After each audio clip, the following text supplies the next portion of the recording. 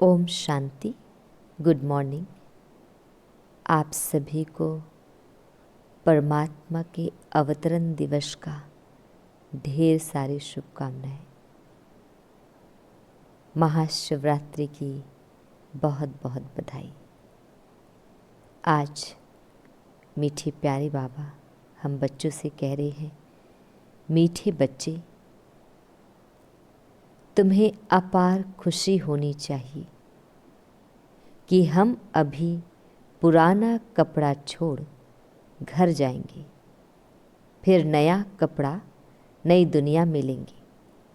यहाँ पर बाबा कपड़ा शरीर को कह रहे हैं।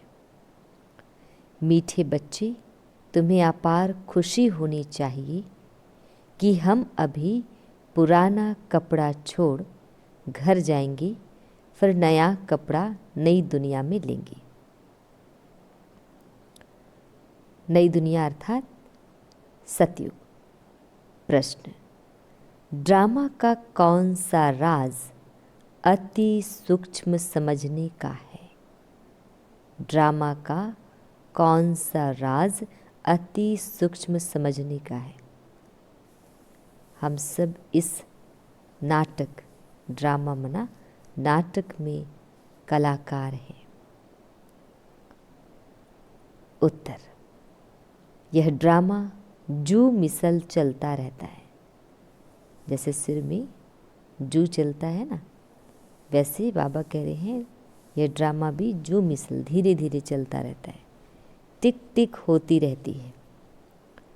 जिसकी जो एक्ट चली वह फिर हुबहू 5000 वर्ष के बाद रिपीट होगी। आज हम जो भी रोल प्ले कर रहे हैं वो सेम 5000 वर्ष के बाद वैसे ही हुबहू मना A to Z वैसे ही हम करेंगे एक्ट। तो यह राज बहुत सूक्ष्म समझने का है।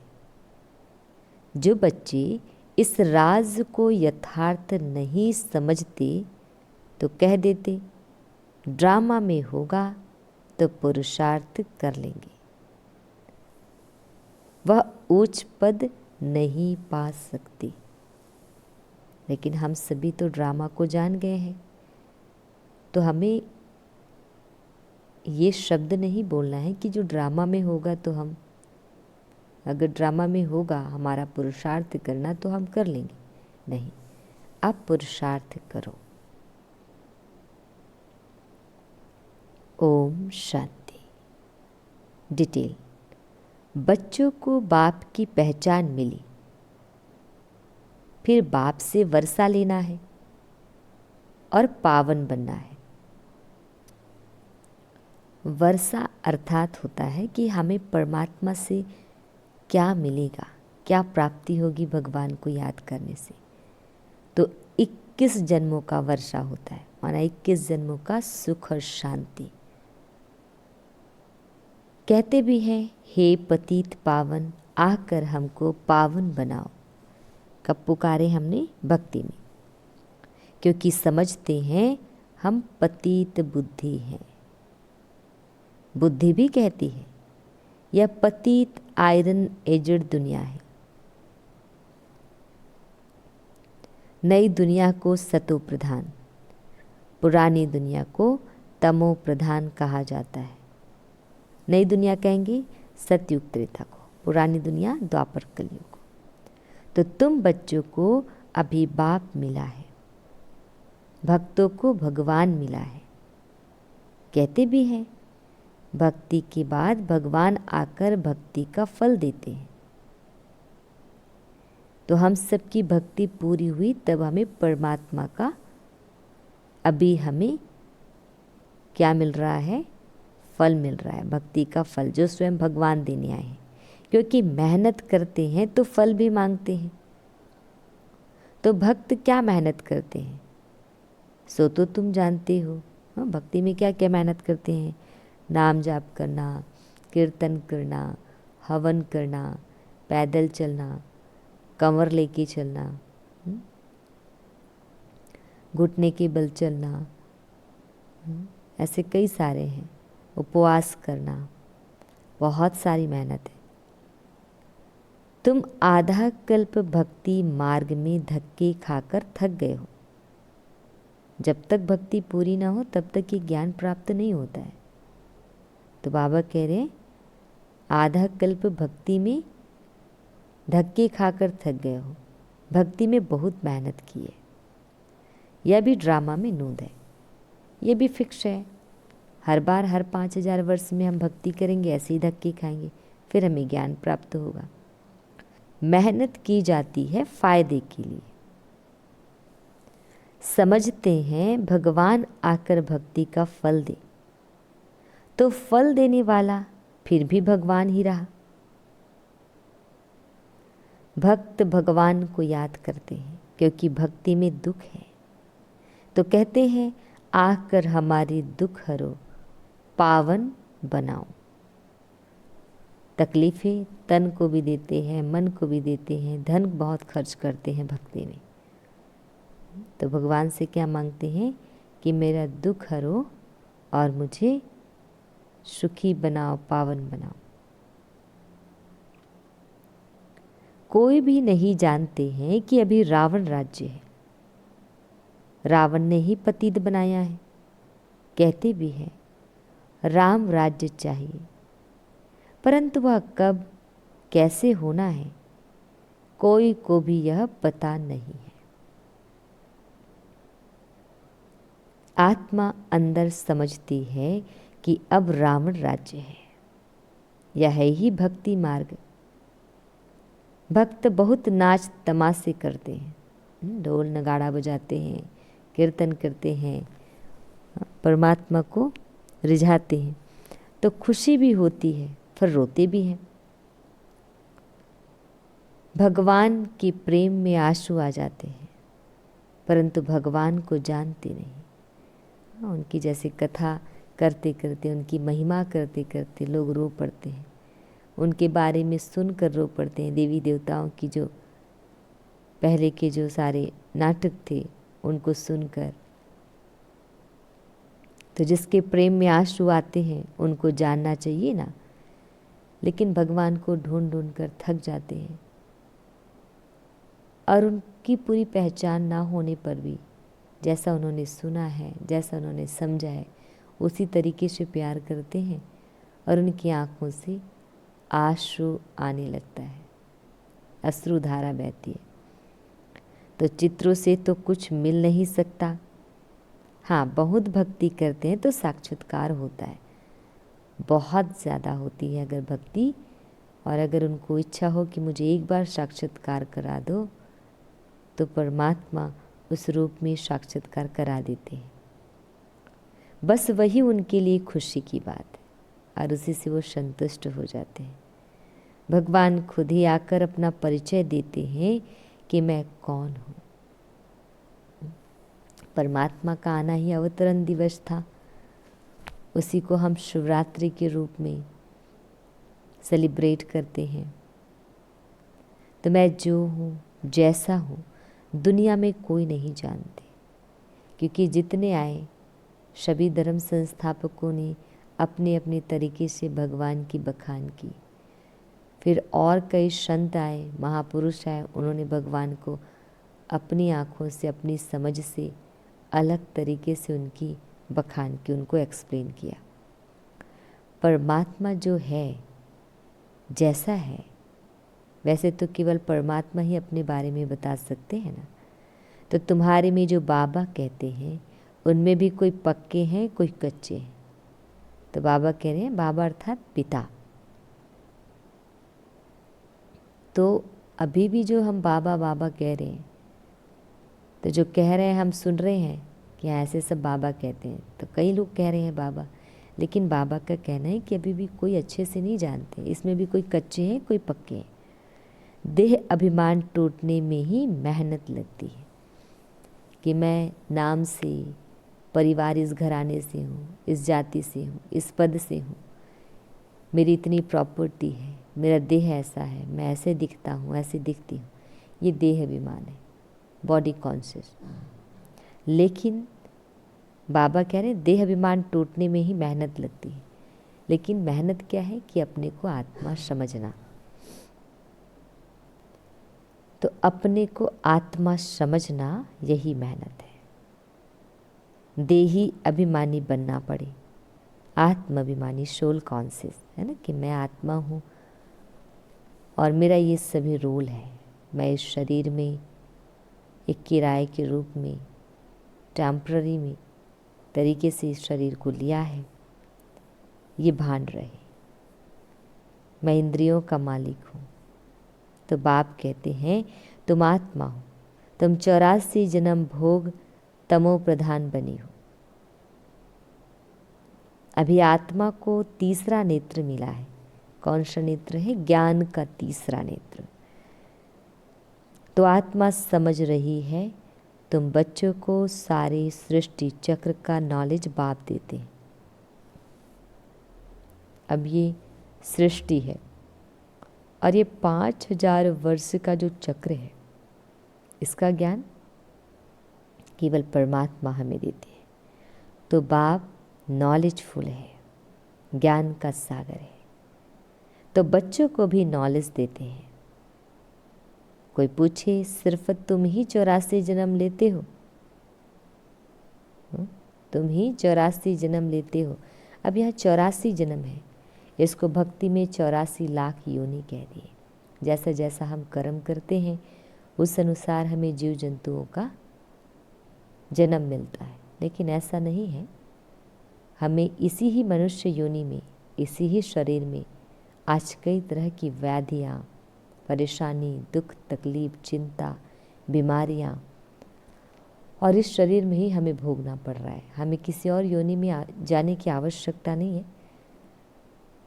84 लाख जो योनि कहते हैं, तो ये जो योनि है आज इस धरती पर 84 लाख योनि तो है, उससे भी कहीं ज़्यादा होंगे जीव जंतुओं की योनि।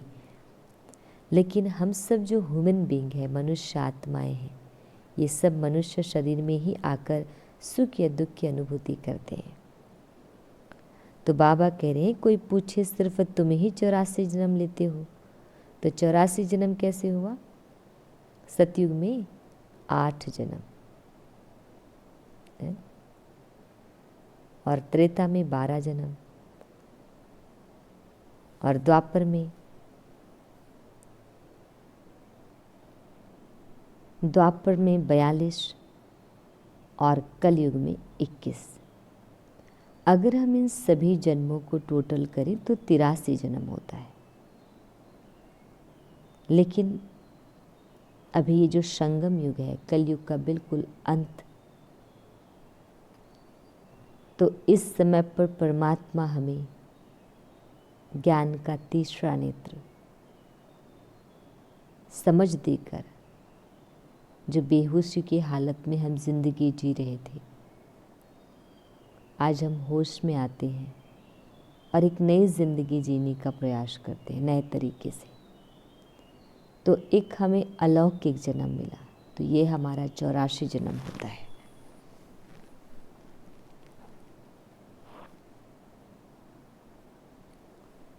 तो बाबा कह रहे कोई पूछे सिर्फ तुम ही 84 जन्म लेते हो?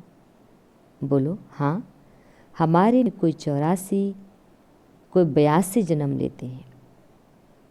जैसे जैसे हमारी एंट्री होती है ऊपर से परमधाम से सतयुग में, तो जो पहले आएगा उनका 84 जन्म है, जो बाद में आएगा कुछ समय बीतने के बाद तो उनके जन्म में कमी होती जाती है।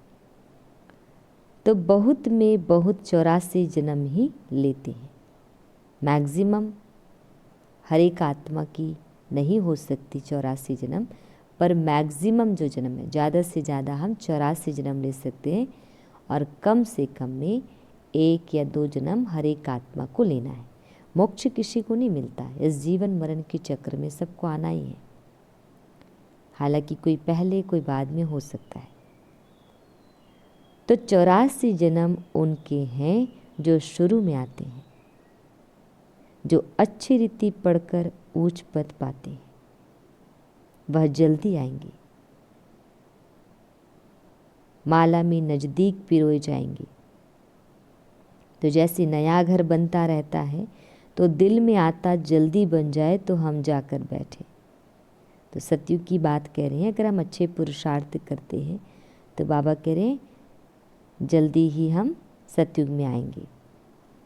तुम बच्चों को भी खुशी होनी चाहिए, अभी हमको यह पुराने कपड़े छोड़ नए लेने हैं। ये शरीर हमें नया मिलेगा। तो नाटक में एक्टर्स घंटा आधा पहले से ही घड़ी को देखते रहते हैं, टाइम पूरा हो तो घर जाएं। तो जो भी ऐसे एक्ट करते हैं, ड्रामा करते हैं, तो देखते रहते हैं ना कि कब हमारा टाइम पूरा हो जाएगा, फिर हम घर लौट जाएंगे। उसी अनुसार हम सब भी क्या है, एक एक्टर हैं, एक्ट कर रहे हैं इस ड्रामा में। तो हमें भी टाइम देखना है कि हम कब वापस घर जाएंगे परम धाम। वह टाइम आ जाता है। तुम बच्चों के लिए बेहद की घड़ी है। तुम जानते हो जब कर्मातीत अवस्था को पाएंगे तो फिर यहाँ रहेंगे नहीं। कहाँ नहीं रहेंगे? यहाँ, न इस शरीर में रहेंगे न इस दुनिया में।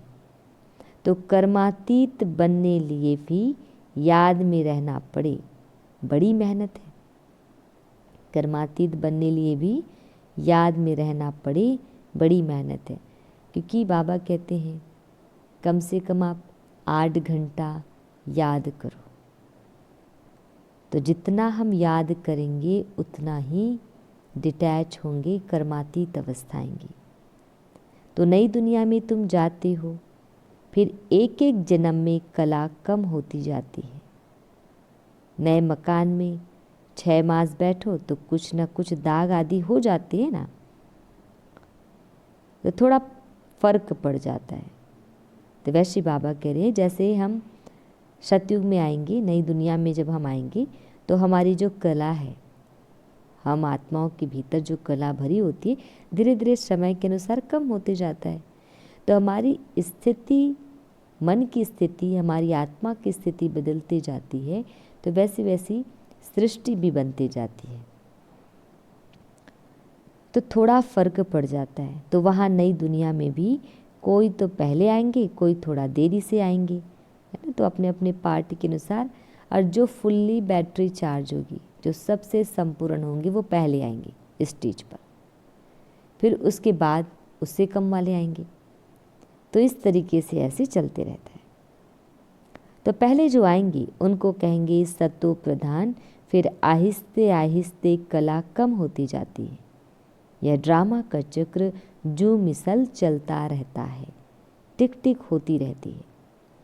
तुम जानते हो सारी दुनिया में जिसकी जो भी एक्ट चलती है, यह चक्र फिरता रहता है। यह बड़ी सूक्ष्म बातें हैं समझने की। बाप अनुभव से सुनाते हैं। तुम जानते हो यह पढ़ाई फिर 5000 वर्ष बाद रिपीट होगी, सेम हुबहू रिपीट होगा। यह बना बनाया खेल है। तो जैसे ड्रामा अविनाशी है, आत्मा अविनाशी है, तो उसके एक्ट भी अविनाशी है। तो इस चक्र का किसको पता नहीं है? इसका क्रिएटर, डायरेक्टर, मुख्य एक्टर कौन है? कौन है इसका क्रिएटर, डायरेक्टर, मुख्य एक्टर? स्वयं परमात्मा शिव बाबा। कुछ भी नहीं जानते, लोगों को ये नहीं पता। तो अभी तुम बच्चों को पता है हम 84 जन्म भोग अब वापस जाते हैं। 84 जन्मों का भोग ना भोग कर हम अपने घर वापस जाते हैं। हम आत्मा है, देही अभिमानी बने तब खुशी का पारा चढ़े। देह अभिमान तो केवल दुख है, तकलीफ है। जब तक आत्म अभिमानी नहीं बनते तब तक हमारी खुशी नहीं रहती है। वह है हद का नाटक, या है बेहद का, जो हम देखते हैं पीवीआर में, टीवी में, टॉकीज में। ये सब क्या है? हद का नाटक, जो शरीर से संबंधित है। यह है बेहद का, आत्मा से रिलेटेड। तो बाबा कहते हैं ये है बेहद का नाटक जो हम अभी रोल प्ले कर रहे हैं। तो बाबा हम आत्माओं को पढ़ा रहे हैं, यह नहीं बताएंगे कि फलाने समय यह होगा। बाबा से कोई भी बात पूछते हैं तो कहते हैं ड्रामा में जो कुछ बताने का है वह बता देते हैं। ड्रामा अनुसार जो उत्तर मिलना था सो मिल गया, बस उस पर चल पड़ना है। बाबा ने तो बता दिया आदि में कैसे होगा, अंत में कैसे होगा। हाँ? तो वो सब चीज़ों का ज्ञान तो हमें है, लेकिन फिर भी हम ये पूछे अंत में कब किस समय पर होगा, तो ये सब चीज़ें तो नहीं बताएंगे ना। ड्रामा बिगर बाप कुछ भी नहीं कर सकते। कई बच्चे कहते हैं ड्रामा में होगा तो पुरुषार्थ कर लेंगे, वह कभी ऊंच पद पा नहीं सकते। अब हम ड्रामा के भरोसे बैठे रहेंगे तो मेहनत कहाँ होगी हमारी। और ये अपने आप को आलस बने में लेके आता है। बाप कहते हैं पुरुषार्थ तुमको करना है। ड्रामा तुमको पुरुषार्थ कराता है कल्प पहले मुआफिक। कोई ड्रामा पर ठहर जाते हैं कि जो ड्रामा में होगा तो समझा जाता है इनकी तकदीर में नहीं है। क्या नहीं है? ऊंच पद, सतयुग, नई दुनिया। अब तुमको स्मृति आई है, हम आत्मा हैं, हम यहाँ पार्ट बजाने आए हैं। आत्मा भी अविनाशी है, पार्ट भी अविनाशी है। अविनाशी माना जिसका विनाश ना हो, जो खत्म ना हो, समाप्त ना हो। तो 84 जन्मों का पार्ट आत्मा में नुदा हुआ है, फिर वही पार्ट बजाएंगे। 5000 वर्ष से उसी पार्ट को बजाएंगे, क्योंकि 84 जन्मों का पार्ट है ना हमारे आत्मा में, फिक्स है, रिकॉर्डिंग है। नुदा हुआ माना रिकॉर्डिंग है। इसको कहा जाता है कुदरत। कुदरत का और क्या विस्तार करेंगे। अब मुख्य बात है पावन जरूर बनना है, यही फिक्रात है, यही फिक्र है। कर्म करते हुए बाप की याद में रहना है, जिसको श्रीमद् भगवद गीता में कहा गया, हे अर्जुन तू कर्म योगी बन। कार्य करते करते याद, ध्यान क्या होना चाहिए? परमात्मा में। तुम एक माशूक के आशिक होना। माशूक परमात्मा है और हम सब उनके आशिक हैं। तो एक माशूक को सब आशिक याद करते हैं। वह माशूक कहते हैं अभी मुझे याद करो, मैं तुमको पावन बनाने आया हूँ। तुम मुझे ही पतित पावन कहते हो, फिर मुझे भूल कर गंगा को क्यों पतित पावनी कहते हो? आज हम गंगा नदी को भी पतित पावनी कहते हैं और उस गंगा के पानी में डुबकी लगाने के लिए हम तड़पते रहते हैं। और अगर हमने उसमें डुबकी लगा ली तो समझते हैं मानो हमने अपने सारे पाप धो लिए, हम पवित्र हो गए, अनेक जन्मों के पाप धुल गए। जबकि हमें यह नहीं पता कि केवल हम शरीर को डुबा रहे हैं और कर्म किसने किया है? हालांकि शरीर के द्वारा आत्मा ने किया है। तो सारा जो लेखा जोखा है वो आत्मा पर होता है। आत्मा तो अविनाशी है, तो अविनाशी ज्ञान गंगा से धोना पड़ेगा ना। और कौन धो सकता है? पतित पावन कौन है? परमात्मा ही है। तो पतित से पावन बनाना पानी का काम नहीं, केवल परमात्मा का काम है, प्रकृति का काम नहीं है, प्रकृति पति का काम है।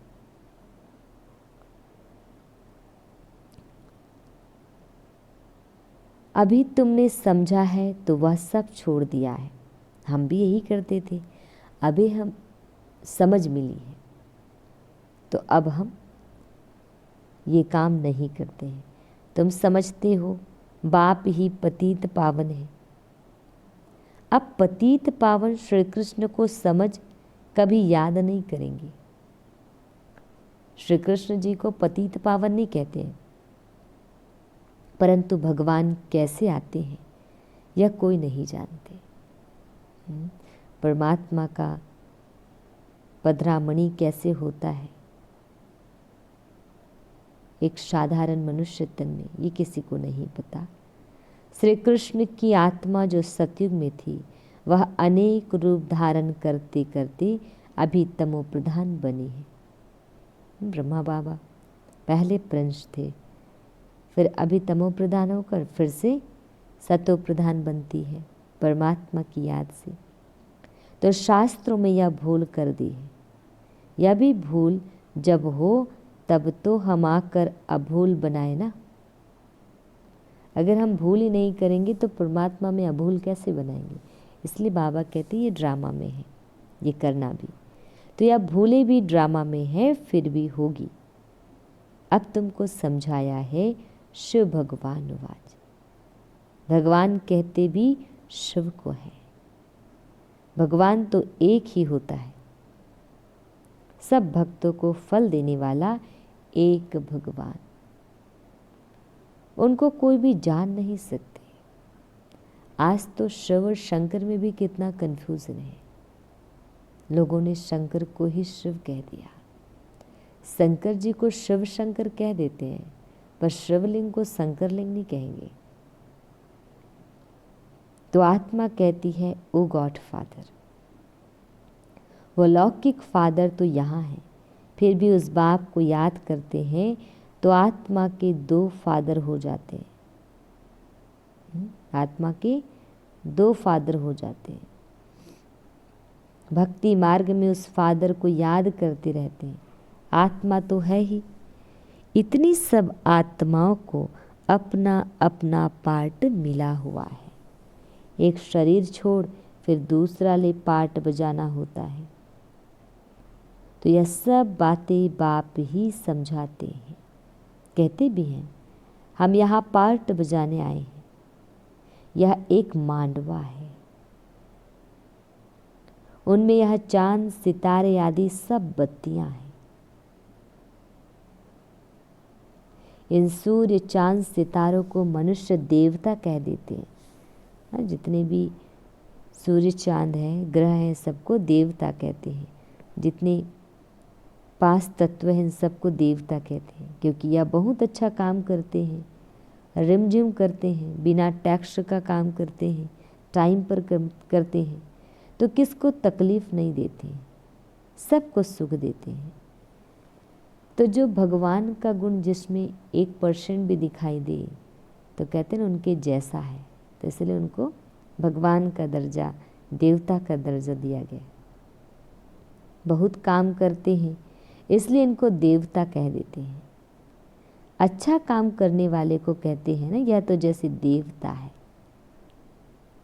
उसके जैसा है, देवता के जैसा है। माना वो देवता नहीं है पर उसके जैसा है, उनके गुण धर्म उस तरीके से हैं, तो ये कंपेयर किया जाता है। तो अब वास्तव में देवताएं तो सतयुग में हैं। सब सुख देने वाले थे, सबकी प्रीत थी, इसलिए देवताओं से उनकी भेंट की है। देवताओं के गुण भी गाए जाते हैं। उन्हों के आगे जाकर कहते हैं हम निर्गुण हारे में कोई गुण नाही, आप ही तरस परोई। आपको तो तरस पड़ता होगा।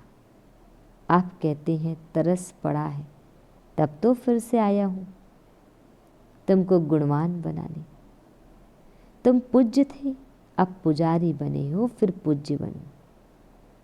हम सो का अर्थ भी तुमको समझाया है। हम ही पूज्य और हम ही पुजारी बनते हैं। तो मनुष्य तो कह देते आत्मा सो परमात्मा, परमात्मा सो आत्मा।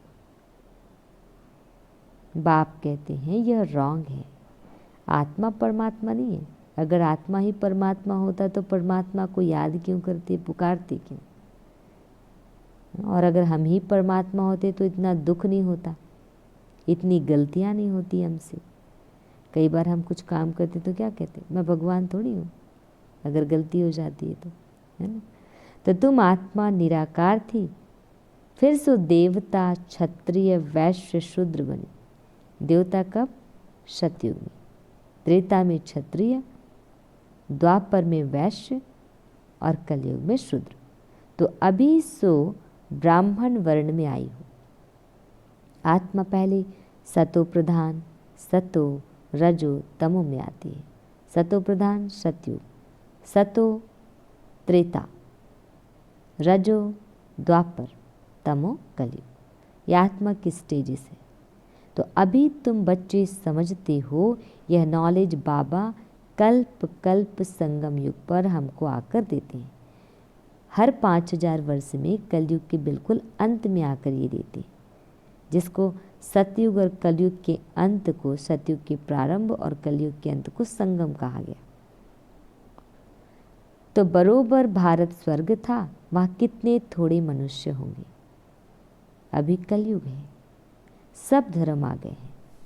सतयुग में थोड़े ही कोई धर्म था, वहाँ पर तो केवल लाखों की तादाद पे होती है। वहाँ होता ही है एक धर्म, बाकी सब आत्माएं चली जाती है कहाँ? परम धाम। तुम जानते हो अभी इस पुरानी दुनिया का विनाश सामने खड़ा है। बाप राजयोग सिखला रहे हैं। कोई भी आए बोलो यह बेहद की घड़ी है। बाप ने दिव्य दृष्टि दे यह घड़ी बनवाई है। जैसे वह घड़ी तुम घड़ी घड़ी देखते हो, अब यह बेहद की घड़ी याद पड़ती है। जो चक्र है ना, सतयुग त्रेता द्वापर कलयुग, ये घड़ी के समान स्वास्तिका के रूप में बनाया गया है। तो बाप ब्रह्मा द्वारा एक धर्म की स्थापना, शंकर द्वारा आसुरी दुनिया का विनाश कराते हैं। एक धर्म ब्रह्मा द्वारा कौन सा है? आदि सनातन देवी देवता धर्म। बुद्धि भी कहती है चक्र फिरना जरूर है। कलयुग के बाद सतयुग आएगा। अभी मनुष्य भी बहुत है, उपद्रव भी बहुत होते रहते हैं, मुसल भी वही है। बड़े बड़े बॉम्ब्स हैं, मिसाइलें हैं, कितने हथियार हैं। तो शास्त्रों में तो कितनी कथाएं बना दी है। बाप आकर वेदों शास्त्रों का सार समझाते हैं। मुख्य धर्म भी 4 हैं। आदि सनातन देवी देवता धर्म, बौद्ध धर्म, मुस्लिम धर्म और ईसाई धर्म। तो यह ब्राह्मण धर्म है 5वां। और ये जो हमें अब भगवान ने जो ज्ञान दिया, अडॉप्ट किया, तो हम सभी को शूद्र से ब्राह्मण बनाया। तो सबसे ऊंचते ऊंच यह है छोटा धर्म, ब्राह्मण धर्म। यज्ञ की संभाल करने वाले ब्राह्मण हैं। यह ज्ञान यज्ञ है। इस यज्ञ का नाम है राजस्व अश्वमेघ अविनाशी रुद्र गीता ज्ञान यज्ञ। इस यज्ञ की स्थापना स्वयं परमात्मा करते हैं। तो उपद्रव को मिटाने के लिए यज्ञ रचते हैं। वह समझते हैं यह लड़ाई आदि ना लगे। अरे लड़ाई नहीं लगेगी तो सतयुग कैसे आएगा? विनाश कैसे होगा? इतने सब मनुष्य कहाँ जाएंगे? तो बाबा कह रहे हैं लड़ाइयाँ भी जरूरी है। हम सब आत्माओं को ले जाते हैं तो जरूर शरीर यहाँ छोड़ना पड़े। तुम पुकारते भी हो, हे बाबा आकर हमको पतित से पावन बनाओ। बाप कहते हैं हमको जरूर पुरानी दुनिया का विनाश कराना होगा। सतयुग की स्थापना के लिए एक ही जगह में तो 2 चीजें नहीं हो सकती ना। तो पावन दुनिया है ही सतयुग, सबको मुक्ति धाम ले जाता हूँ। सब काल को तो बुलाते हैं ना, यह नहीं समझते कि हम तो कालों के काल को बुलाते हैं। पतित पावन आओ, हे भोलेनाथ आओ, दुख हरता सुख करता आओ, हे परमेश्वर, हे पिता। ये कौन है? कालों का काल महाकाल, उसी शिव परमात्मा को इनवाइट करते हैं, बुलाते हैं, पर जानते नहीं ना। तो बाप कहते हैं यह भी ड्रामा में नूंद है। आत्माओं को छीछी दुनिया से निकाल शांति धाम ले जाता हूँ। पर ये नहीं पता जिस पिता को बुला रहे हैं इसमें सबकी काल आ जाएगी।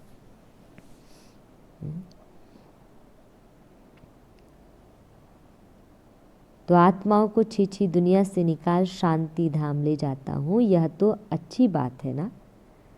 तुमको मुक्ति में जाकर फिर जीवन मुक्ति में आना है। मुक्ति माना मुक्ति धाम, परम धाम। जीवन मुक्ति हम सतयुग को कहते हैं।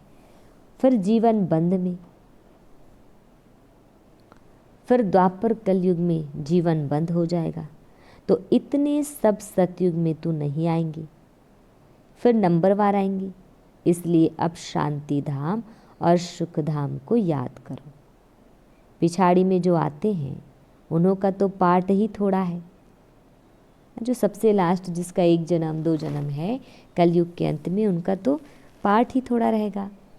पहले जरूर वह सुख पाएंगे, लेकिन जैसे ही परम धाम से नीचे आएंगे उनको सुख मिलेगा सतयुग की तरह, अनुभूति होगी। भले ही हमें वो कलयुग में है, लेकिन सुख उनको सतयुग की तरह मिलेगा। फिर उसे कम सुख मिलेगा त्रेता की तरह, फिर थोड़ा सा दुख हो जाएगा द्वापर की तरह, फिर कलयुग की तरह बहुत दुख। तो वो एक ही जन्म में ये चारों युगों का सुख और दुख की अनुभूति कर लेगा। तुम्हारा पाठ सबसे ऊंच है, तुम बहुत सुख पाते हो, हम बहुत सुख और बहुत दुख पाते हैं। धर्म स्थापक तो सिर्फ धर्म की स्थापना करते, किसी को लिबरेट नहीं करते, पापों से मुक्त नहीं करते हैं।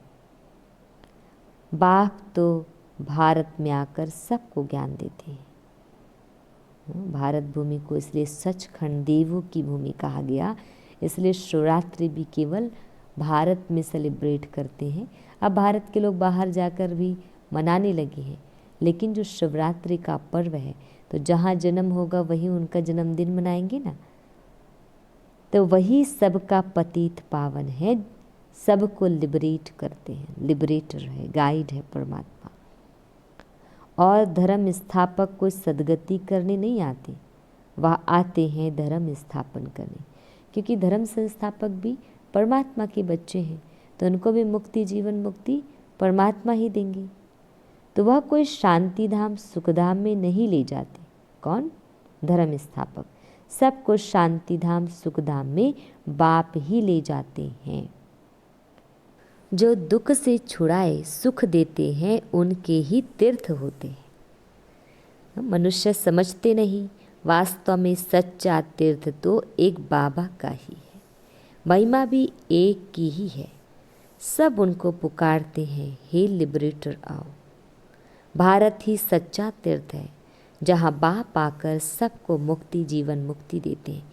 इसलिए बड़े बड़े जैसे अमरनाथ, सोमनाथ, बद्रीनाथ, जितने भी बड़े बड़े आज हमारे भारत में मंदिर हैं, और जो सबसे पुराना मंदिर है वो सब शिव जी के हैं और भारत में ही है। तो तुम फिर भक्ति मार्ग में उनके बड़े बड़े मंदिर बनाते हो, हीरे जवाहरों के मंदिर बनाते हो। सोमनाथ का मंदिर कितना खूबसूरत बनाते हैं, और अभी देखो बाबा कहाँ बैठे हैं। सोमनाथ का मंदिर जो शिवलिंग है वहाँ पर पूरे दीवारों पर क्या है? सोने ही सोने। बहुत खूबसूरत मंदिर है।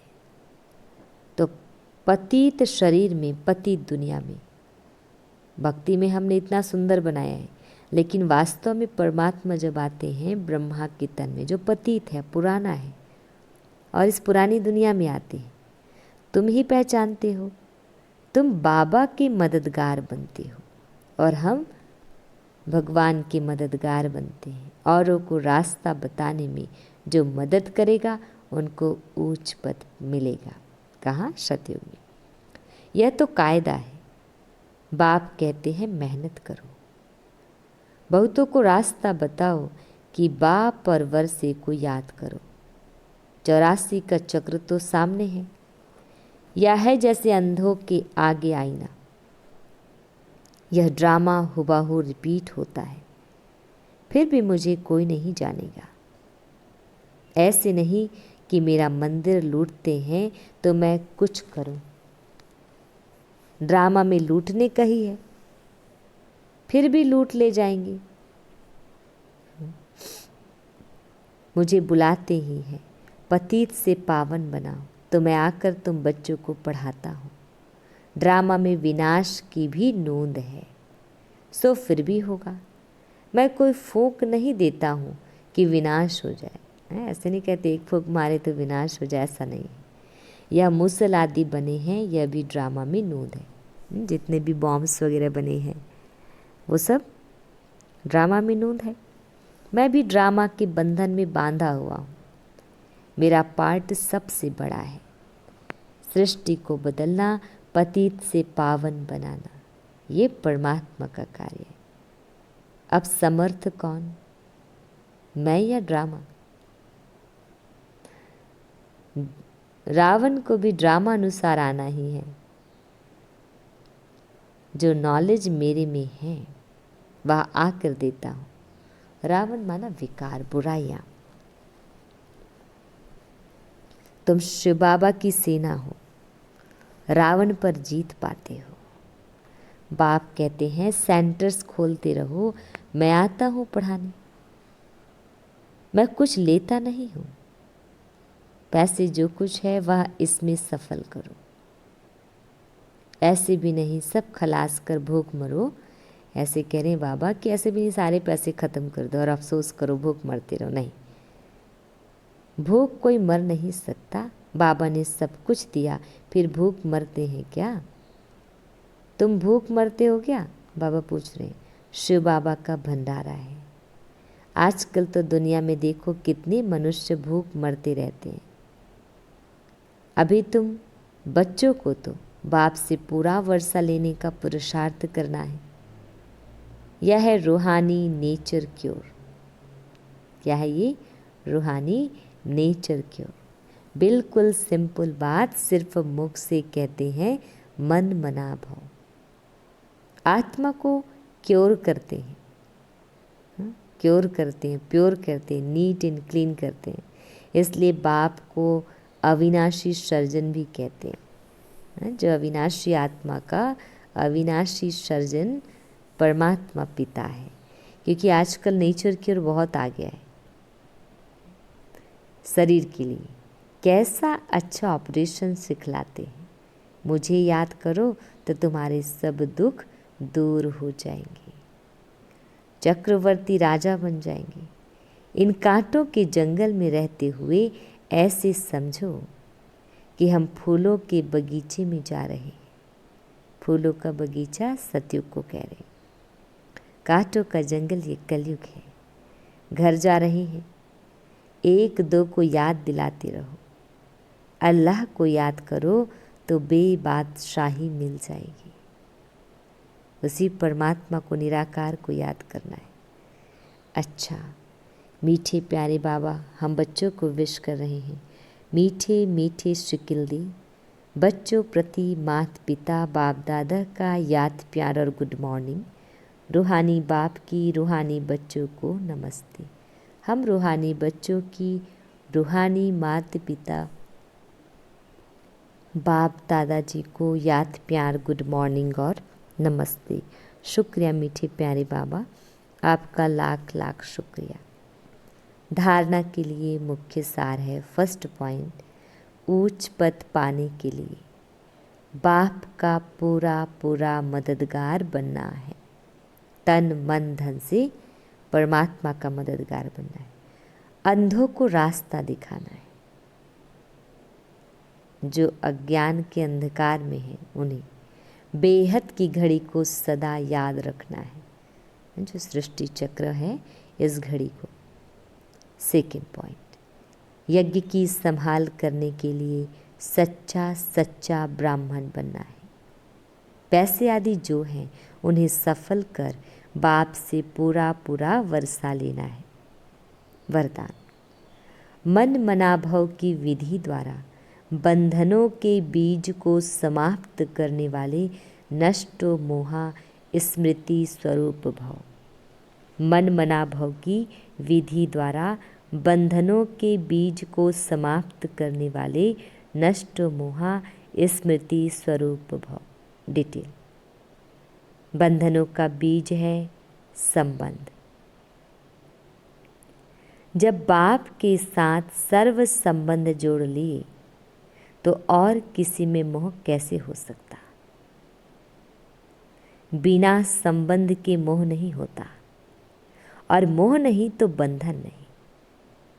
जब बीज को ही खत्म कर दिया तो बिना बीज के वृक्ष कैसे पैदा होगा। यदि अभी तक बंधन है तो सिद्ध है कि कुछ तोड़ा है कुछ जोड़ा है। इसलिए मन मनाभव की विधि से मन के बंधनों से भी मुक्त नष्टो मोहा स्मृति स्वरूप बनो। फिर यह शिकायतें समाप्त हो जाएगी कि क्या करे बंधन है कटता नहीं। स्लोगन। ब्राह्मण जीवन का सास उमंग उत्साह है, इसलिए किसी भी परिस्थिति में उमंग उत्साह का प्रेशर कम ना हो। ब्राह्मण जीवन का सास उमंग उत्साह है, इसलिए किसी भी परिस्थिति में उमंग उत्साह का प्रेशर कम ना हो। अव्यक्त इशारे। एकांत प्रिय बनो, एकता और एकाग्रता को अपनाओ। डिटेल। जितना सेवा की हलचल में आते हो उतना बिल्कुल अंडरग्राउंड चले जाओ। अंतर्मुखी। अंदर ही अंदर परमात्मा को याद करते रहना। कोई भी नई इन्वेंशन और शक्तिशाली इन्वेंशन अंडरग्राउंड ही करते हैं, तो एकांतवासी बनना ही अंडरग्राउंड है। जो भी समय मिले, इकट्ठा 1 घंटा व आधा घंटा समय नहीं मिलेगा, लेकिन बीच में 5 मिनट भी मिले तो सागर के तले में चले जाओ, परमात्मा की याद में खो जाओ। इससे संकल्पों पर ब्रेक लग सकेगी। फिर वाणी में आना चाहेंगे तो भी नहीं आ सकेंगे। मन शांत है तो वाणी भी शांत हो जाती है। अच्छा, ओम शांति।